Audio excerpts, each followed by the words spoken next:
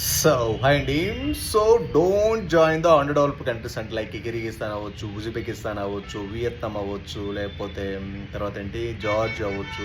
మీరు చిన్న చిన్న కంట్రీస్, అండర్ డెవలప్డ్ కంట్రీస్ ఎట్టి పరిస్థితుల్లో జాయిన్ అవ్వకండి. ఎందుకంటే మీకు చిన్న చిన్న కంట్రీస్ అండర్ డెవలప్డ్ కంట్రీస్లోనే మీకు బడ్జెట్ ఎక్కువ అవుతుంది. చాలామంది ఏమనుకుంటారంటే కిర్గిస్తాన్లోనో, ఉజ్బెకిస్తాన్లోనో, వియత్నాంలోనో 20 లక్షలు అయిపోతుంది, 30 లక్షలు అయిపోతుంది, 35 లక్షలు అయిపోతుందని చెప్తారు. అట్లా 100% అక్కడ అవ్వదు. మీరు పెట్టిన దానికంటే ఒక 5 lakhs 10 lakhs ఎక్కువ అవుతుంది. ఎందుకంటే మీకు హిడెన్ ఛార్జెస్ చాలా ఎక్కువ చెప్తారు. అదే రష్యా లాంటి డెవలప్డ్ కంట్రీస్ అనుకోండి, మీకు ఏం హిడెన్ ఛార్జెస్ ఏమి ఉండవు. ఎవ్రీథింగ్ ఇస్ వెరీ పర్ఫెక్ట్, క్లియర్గా ఉంటుంది. 99.99% యాక్యురేట్గా ఉంటుంది అక్కడ. సో అసలు అండర్ డెవలప్డ్ కంట్రీస్లో మీరు జాయిన్ అయితే మాత్రం మ్యానిపులేషన్, మిస్ మ్యాచ్ చేస్తారు. ఖచ్చితంగా మ్యానిపులేట్ చేసి పంపిస్తారు. మిస్ మ్యాచ్ అవుతుంది అక్కడికి వెళ్ళిన తర్వాత, ఇక్కడికి మిస్ యాక్యురేట్ చేస్తారు. ప్రైసింగ్ సపరేట్గా ఉంటుంది. ఎవ్రీథింగ్ అసలు రూల్స్ రెగ్యులేషన్స్ అన్నీ మిస్ మ్యాచ్ అవుతాయి.